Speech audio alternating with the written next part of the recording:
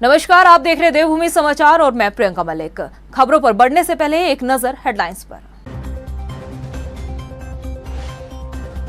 सत्र के दूसरे दिन सवालों की बौछार से शुरू हुई सदन की कार्यवाही। प्रश्नकाल के दौरान घिरे मंत्री अपने ही विभागों से जुड़े सवालों के जवाब नहीं दे पाए। महाराज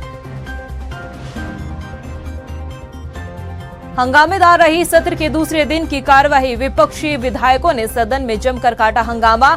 विधानसभा सचिव की टेबल का तोड़ा माइक।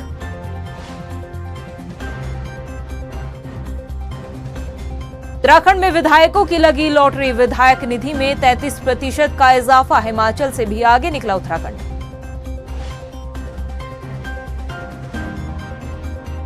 और राज्य आंदोलनकारियों के 10% शैक्षिक आरक्षण की मंजूरी पर धामी सरकार का जताया आभार। आंदोलनकारी बोले, प्रदर्शन का मिला अच्छा परिणाम। विपक्ष भी फैसले से खुश। हेडलाइंस के बाद बुलेटिन में खबरें विस्तार से। और सबसे पहले बात करते हैं बजट सत्र की। उत्तराखंड विधानसभा के बजट सत्र का दूसरा दिन सवालों की बौछार के साथ शुरू हुआ। एक तरफ विपक्ष हंगामा कर रहा था तो दूसरी तरफ सत्र की कार्यवाही में भी सत्ता पक्ष के नेता विपक्ष के सवालों पर घिरते हुए नजर आए। सवालों और जवाबों के दौर के बीच मंत्री विपक्ष को संतुष्ट नहीं कर पाए, जिसकी वजह से कांग्रेस ने जमकर हंगामा काटा और विपक्ष सरकार पर हावी नजर आया। प्रश्नकाल के साथ शुरू हुई सदन की कार्यवाही में क्या कुछ खास रहा, आइए आपको इस रिपोर्ट में दिखाते हैं।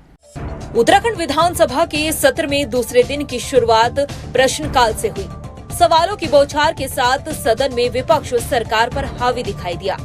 कैबिनेट मंत्री सतपाल महाराज और सुबोध उनियाल के विभागों को लेकर पक्ष और विपक्ष के विधायकों ने कई सवाल पूछे, मगर मंत्री जवाब देते नहीं बने, जिसके बाद कांग्रेस ही नहीं बल्कि सत्ता पक्ष के विधायक भी नाराज नजर आए और विपक्षी विधायकों ने तो सदन में जमकर हंगामा भी काटा। प्रश्नकाल में सबसे पहला सवाल कांग्रेस के विधायक वीरेंद्र कुमार ने पीडब्ल्यूडी विभाग से संबंधित पूछा। उन्होंने कहा कि प्रदेश की सड़कें गड्ढा मुक्त कब तक होंगी, जिसके जवाब में मंत्री सतपाल महाराज ने कहा कि 659 मार्गों के 3086 किलोमीटर तक पैच वर्क पूरा हो चुका है और आगे भी कार्य जारी है। दूसरा सवाल उत्तरकाशी में पंचकोशी यात्रा की लंबाई रूट को लेकर किया गया, लेकिन पर्यटन मंत्री सटीक जानकारी नहीं दे पाए। इतना ही नहीं, टिहरी झील में संचालित हो रहे बार्ज से कितनी इनकम हुई, इसका जवाब भी मंत्री के पास नहीं था।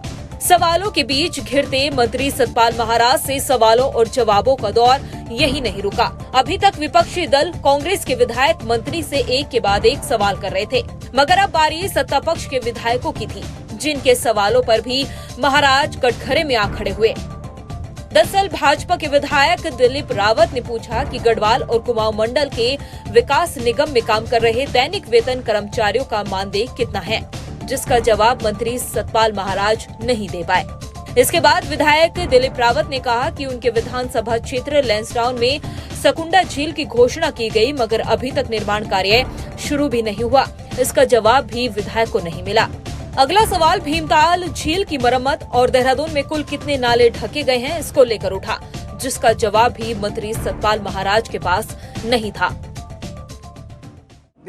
विधायक का अधिकार होता है अपने क्षेत्र की समस्याओं के बारे में प्रश्न करना, और निश्चित रूप से हमारी बहुत सारी आवश्यकताएं हैं, बहुत सारी हमारी ज़रूरतें हैं जिनके बारे में विधानसभा में जानना चाहते हैं, और सरकार से अपेक्षा भी है कि उसका जवाब दें।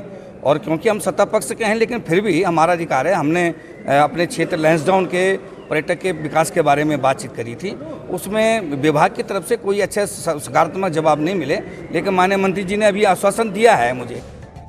हालांकि मंत्री सतपाल महाराज कह रहे हैं कि विधायक अपने अपने क्षेत्र के मुद्दों को लेकर काफी एक्टिव दिखाई दे रहे हैं और उनके हर सवालों के जवाब देने का भी प्रयास किया गया। मैं समझता हूँ हमारे जितने सदस्य थे क्षेत्र के बारे में बड़े चिंतित थे, सिंचाई के बारे में बड़े चिंतित थे, और निश्चित रूप में हम सब चाहते हैं कि उनका भी इनपुट हमको मिले। कहाँ नहर नहीं चल रही है, कहाँ क्या रखरखाव होना है, हम सबकी मदद करना चाहते हैं और सरकार पैसा उसके लिए आवंटन कर रही है। और निश्चित रूप में पर्यटन के बारे में भी लोगों को चिंता है। अब ऐसा है ना, इतना ज़्यादा विस्तृत हो जाता है और क्षेत्र इतना बड़ा है, तो जो भी सूचना उनकी होती है वो हम उनको प्रेषित कर देते हैं, बाद में उनको मिल जाती है। जिस तरह से मंत्रियों पर विभागों की जिम्मेदारी होती है, ऐसे में उम्मीद की जाती है कि मंत्री के पास जनता और जनप्रतिनिधियों के हर सवाल का जवाब भी होगा, मगर यहाँ तो उल्टी गंगा बहती दिखाई दे रही है। मंत्री के पास न तो उनके विभागों की कोई जानकारी मिली और न ही किसी सवाल का सटीक जवाब। ऐसे में अब इसे लापरवाही कहे या फिर सत्र में आधी अधूरी तैयारी के साथ आना कहे। टाइम टीवी के लिए गैरसैंण से मनीष टंगवाल की रिपोर्ट।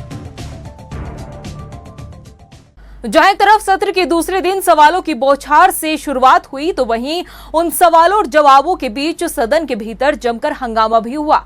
विपक्षी दल के विधायक मंत्रियों के जवाबों से संतुष्ट नजर नहीं आए, जिसकी वजह से सदन में माहौल भी गरमाया। वहीं सदन में विशेषाधिकार हनन का मामला निरस्त करने पर भी विपक्ष ने जमकर हंगामा काटा। इतना ही नहीं, कांग्रेस विधायकों ने विधानसभा सचिव की टेबल पर चढ़कर माइक भी तोड़ डाला, जिसके बाद विधानसभा अध्यक्ष रितु खंडूरी ने एक्शन लेते हुए कांग्रेसी विधायकों को एक दिन के लिए निलंबित भी किया। उत्तराखंड में विधायकों की मांग पर एक बार फिर से विधायक निधि में बम्पर बढ़ोतरी की गई है। जहां पहले 3 करोड़ 75 लाख विधायक निधि की राशि हुआ करती थी, तो वहीं अब इसे बढ़ाकर 5 करोड़ कर दिया गया। लेकिन ये भी एक सच है कि उत्तराखंड के विधायक इस राशि को खर्च करने में फिसड्डी साबित हुए हैं। वहीं इस फैसले के बाद विधायक निधि के मामले में उत्तराखंड ने उत्तर प्रदेश और हिमाचल प्रदेश को भी पीछे छोड़ दिया है। ये रिपोर्ट देखिए। उत्तराखंड में विधायकों की बल्ले बल्ले, राज्य के विधायकों की लग गई लॉटरी। विधायक निधि में 33% इजाफा, 3 करोड़ 75 लाख की जगह 5 करोड़ विधायक निधि। विधायक निधि में हिमाचल से आगे उत्तराखंड। उत्तराखंड में जनता की सैलरी बढ़े या न बढ़े, लेकिन समय समय पर यहाँ के जनप्रतिनिधियों की विधायक निधि जरूर बढ़ाई जाती है। अब देखिए ना, एक बार फिर राज्य में विधायक निधि में 33% का इजाफा किया गया है। जहां पहले ये राशि 3 करोड़ 75 लाख थी, तो वहीं अब इसे बढ़ाकर 5 करोड़ कर दिया गया। और आपको ये जानकर हैरानी होगी कि उत्तराखंड विधायक निधि के मामले में हिमाचल प्रदेश और उत्तर प्रदेश से भी आगे निकल गया है।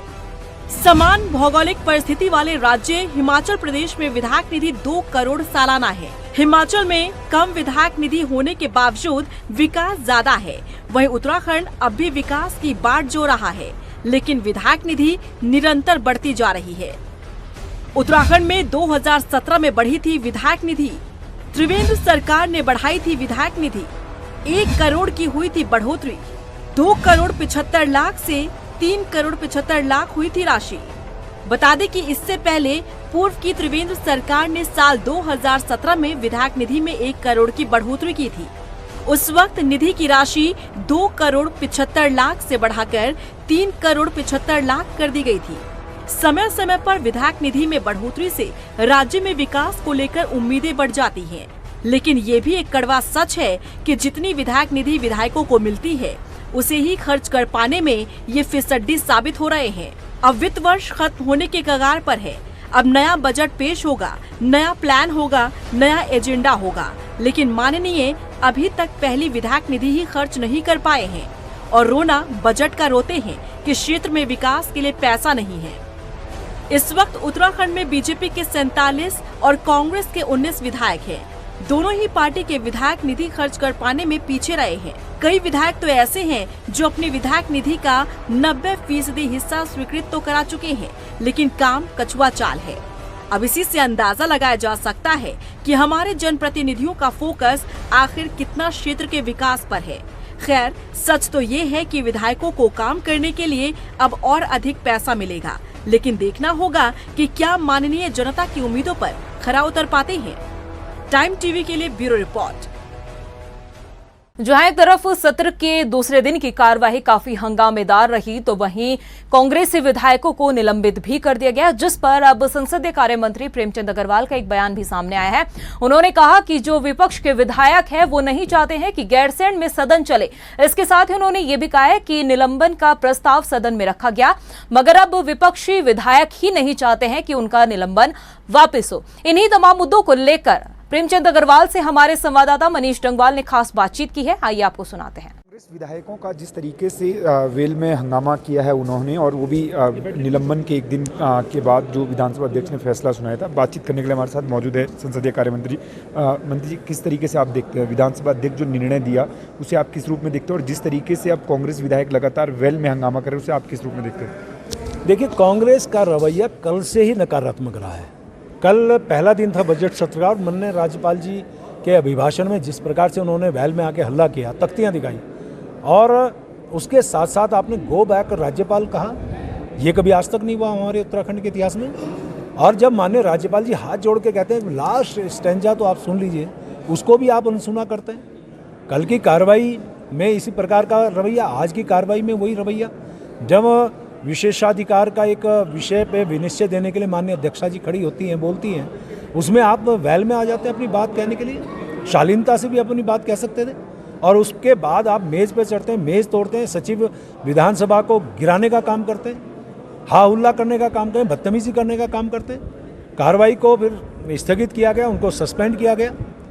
उसके बीच में मैं जब ये कार्रवाई स्थगित हुई तो मैं इनके पास गया, 40 मिनट तक मैं इनके पास बैठा। मैंने कहा ये चलिए इस गतिरोध को तोड़ते हैं। मैंने आग्रह किया, मैंने कहा मैं संसदीय कार्य मंत्री के रूप में मैं प्रस्ताव लाता हूं कि सस्पेंशन की कार्रवाई के लिए माननीय अध्यक्ष जी से आग्रह करते हैं कि इसको सस्पेंशन को ख़त्म किया जाए, लेकिन उसको भी उन्होंने नकारा। और लास्ट में जब 3 बजे ही कार्रवाई प्रारंभ हुई तो उसमें जो हा हुल्ला फिर से किया, और आप देखिए हद तब हो गई जब माननीय अध्यक्ष जी जो महिला हैं, मैं फिर दोबारा बोले महिला हैं, उनको माँ बहन की आप गाली दे रहे हैं, पीठ का अपमान कर रहे हैं, महिला का अपमान कर रहे हैं। ये तो फिर भी बर्दाश्त हम लोग नहीं कर सकते कि इस प्रकार का आप आचरण करें। उसके बावजूद भी सदन स्थगित होता है, फिर अध्यक्ष विधानसभा के द्वारा मुझे विपक्ष को बुलाया जाता है, तो भी आप अपनी हठधर्मिता पे रहते हैं। इसका मतलब साफ है कि आप सदन की कार्रवाई गैरसैंण के अंदर गैरसैंण चिल्लाते जरूर हैं, लेकिन गैरसैंण से उनका कोई लगाव नहीं है। गैरसैंण में सत्र चलाना नहीं चाहते हैं। गैरसैंण में जो हम संदेश देना चाह रहे थे कि 10% का आरक्षण आंदोलनकारियों के लिए हमने जब कल निर्णय लिया, नहीं चाहते ये लोग। हमने कहा कि जो हमारा महिला विधेयक है, जो हमारा नकल अध्यादेश है, उसको हम कानून का रूप दें।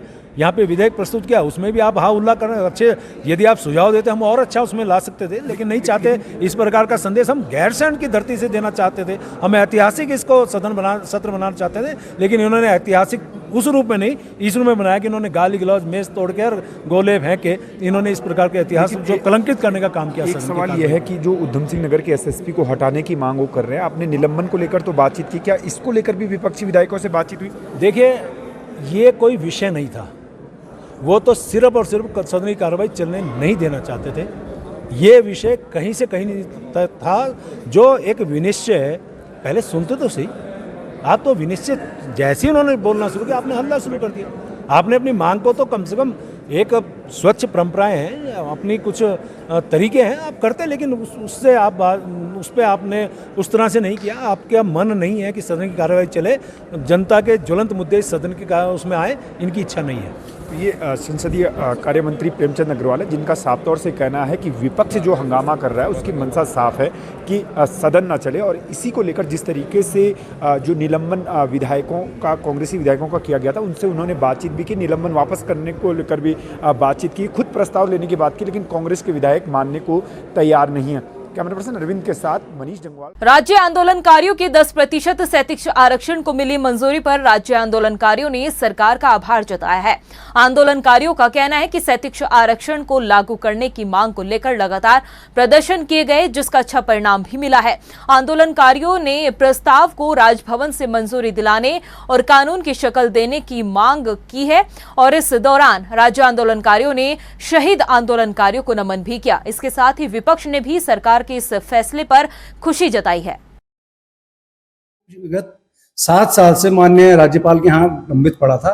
उसके बाद जब हम लोगों ने, आंदोलनकारियों ने बारंबार घेराव प्रदर्शन करके और दबाव बना के सरकार पर बाध्य किया कि आप इसको, आरक्षण को पुनः लागू करें, तो धामी जी ने उसको राजभवन से वापस लाए उस एक्ट को, और पुनः उप समिति बनाई मंत्रिमंडल की, और उस उप समिति के संस्तुति के आधार पर कल गैरसैंण की जो कैबिनेट है वहां पे उन्होंने इसको मंजूरी दी है। तो निश्चित तौर से तमाम राज्य आंदोलनकारी जो बहुत प्रतीक्षित हमारी जो मांग थी उसको लेकर खुश हैं।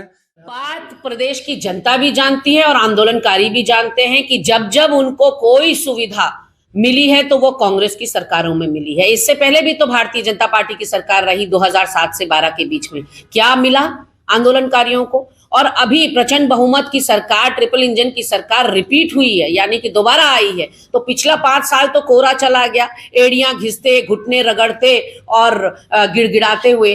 अब जाकर कहीं सुना है कि भराड़ीसैंण में 10% आरक्षण पर मुहर लगी है। राज्य आंदोलनकारियों को मेरी तरफ से ढेर सारी बधाई, शुभकामनाएं देना चाहती हूँ। वहीं जोशीमठ में भूदसाव को राष्ट्रीय आपदा घोषित करने और एनटीपीसी प्रोजेक्ट को हटाए जाने की मांग को लेकर जोशीमठ से आया युवाओं का दल देहरादून पहुंच चुका है। ये युवा पैदल यात्रा कर 14 दिन के बाद राजधानी देहरादून पहुंचे हैं। युवाओं ने शहीद स्मारक स्थल पर शहीदों को श्रद्धांजलि भी दी। युवाओं ने पैदल यात्रा के जरिए हिमालय और जोशीमठ को बचाने का संदेश दिया है।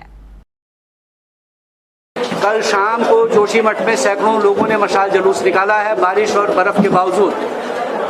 और पिछले 2.5 महीने से भी हम लोग लगातार वहाँ धरना चल रहा है, लोग वहाँ बैठ रहे हैं। तब जो है ये बात लोगों तक जाए जोशीमठ की आपदा के बहाने जो हिमालय क्षेत्र में विनाशकारी परियोजनाओं का ढांचा खड़ा हो रहा है, जिससे पूरा हिमालय जो है कराह रहा है। विकास के नाम पे विनाश वाली परियोजनाएं और तमाम हिमालय में ऐसी परियोजनाएं आ रही है जिसमें उत्तराखंड की सरकार, हमारी सरकार कुछ नहीं कर रही है।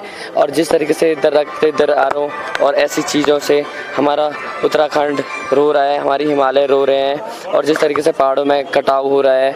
और जोशीमठ की बात है तो जोशीमठ में जिस तरीके से हमारी मांगे हैं, संघर्ष समिति की जो मांगे हैं वो उस पर सरकार अनदेखा कर रही है। वहीं हल्द्वानी में भाजपा महिला मोर्चा ने उत्कृष्ट कार्य करने वाली 30 महिलाओं को सुषमा स्वराज पुरस्कार से सम्मानित किया, जिसमें सामाजिक क्षेत्र, शिक्षा के क्षेत्र और खेल के क्षेत्र में जिले का नाम रोशन करने वाली महिलाओं को पुरस्कार से सम्मानित किया गया है। कार्यक्रम में महिला मोर्चा की राष्ट्रीय मंत्री रेखा कुमारी शामिल भी हुई। सुषमा स्वराज जी एक बड़ा चेहरा भारतीय राजनीति के अंदर और भारतीय जनता पार्टी के हमारी बहुत ही वरिष्ठ कार्यकर्ता, उन्हीं के आज याद में हम जो अंतर्राष्ट्रीय महिला दिवस के मौके पर महिलाओं को सम्मानित कर रही हैं। उन महिलाओं को सम्मानित कर रहे हैं जो भिन्न भिन्न क्षेत्रों में अपने अपने क्षेत्र में एक अच्छा रोल प्ले कर रही हैं, सामाजिक क्षेत्र में अच्छा काम कर रही हैं, महिलाओं के उत्थान के लिए कोई काम कर रही हैं। वहीं आगामी 4 धाम यात्रा को लेकर प्रदेश के सभी विभाग अपनी तैयारियों में जुटे हुए हैं। इसी के तहत स्वास्थ्य विभाग भी चिकित्सकों और पैरामेडिकल स्टाफ को तैनात करने के लिए लगातार मंथन कर रहा है। स्वास्थ्य महानिदेशक डॉक्टर विनीता शाह ने कहा कि इस बार 4 धाम यात्रा के लिए मेडिकल कॉलेजों से चिकित्सकों को अपॉइंट किया जाएगा। इसके साथ ही उन्होंने कहा कि केंद्र से भी इस विषय में चर्चा की गई है। केंद्र से भी मेडिकल स्टाफ और चिकित्सकों को भेजा जाएगा।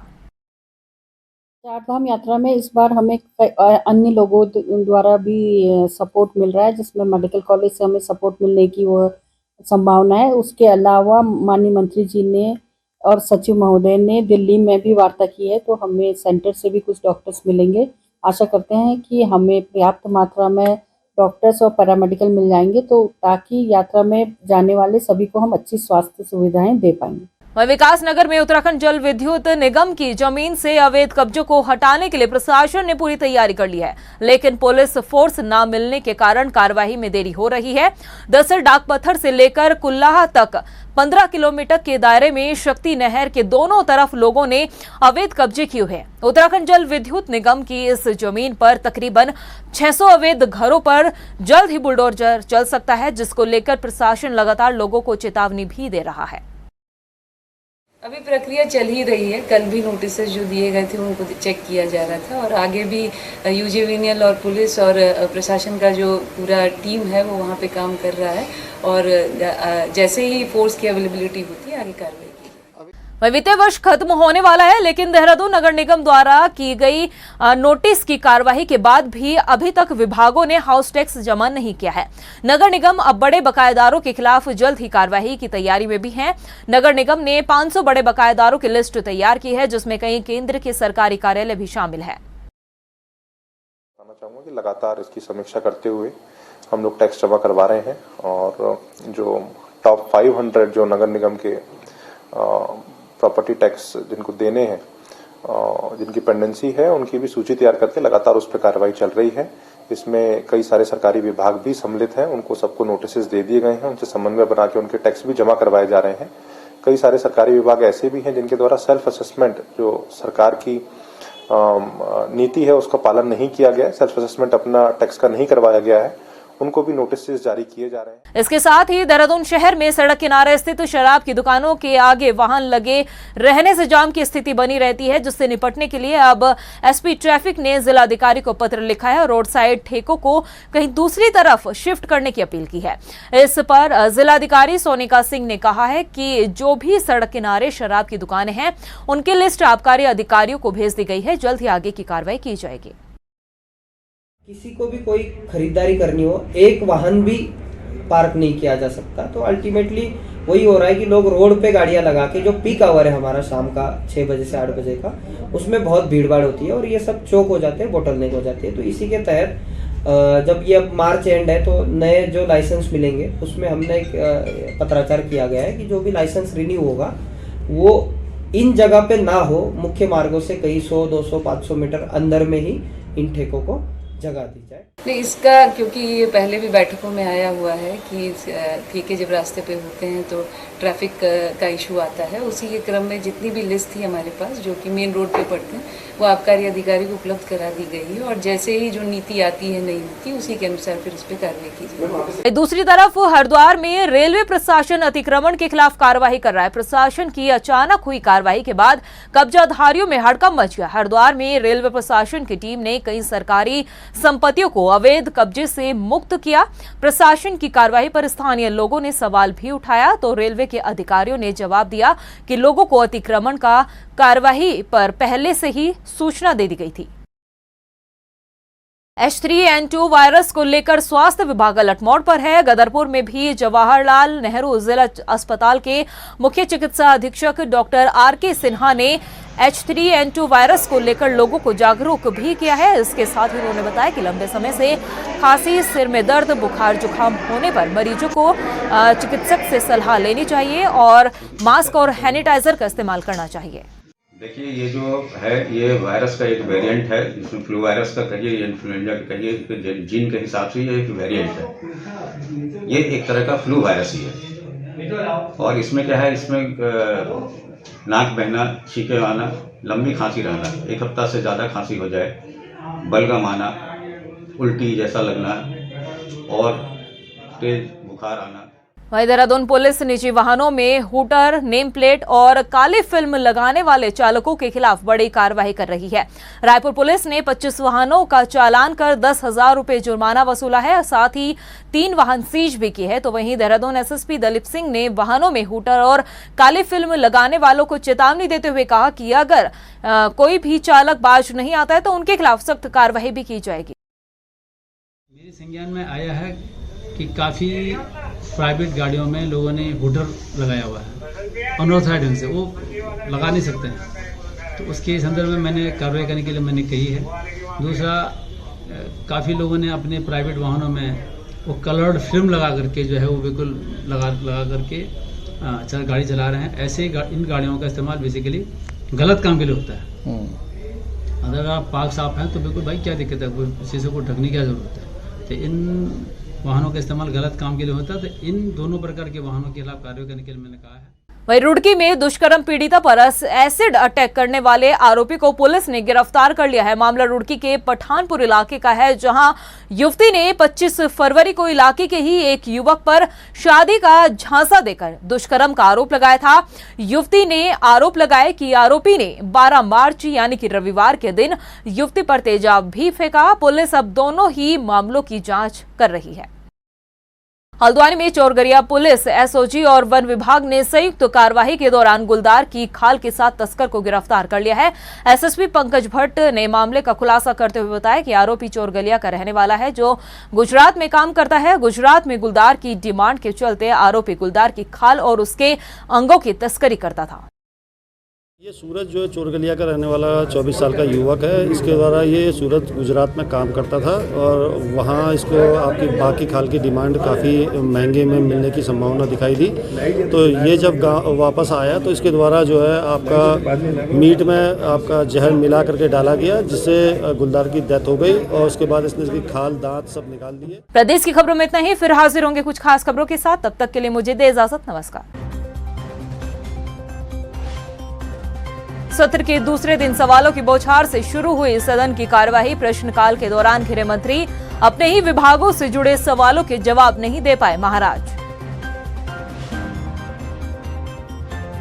हंगामेदार रही सत्र के दूसरे दिन की कार्यवाही। विपक्षी विधायकों ने सदन में जमकर काटा हंगामा। विधानसभा सचिव की टेबल का तोड़ा माइक।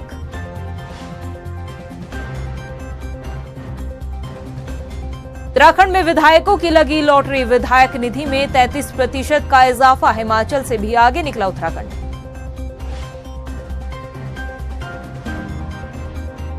और राज्य आंदोलनकारियों के 10% शैक्षिक आरक्षण की मंजूरी पर धामी सरकार का जताया आभार। आंदोलनकारी बोले प्रदर्शन का मिला अच्छा परिणाम।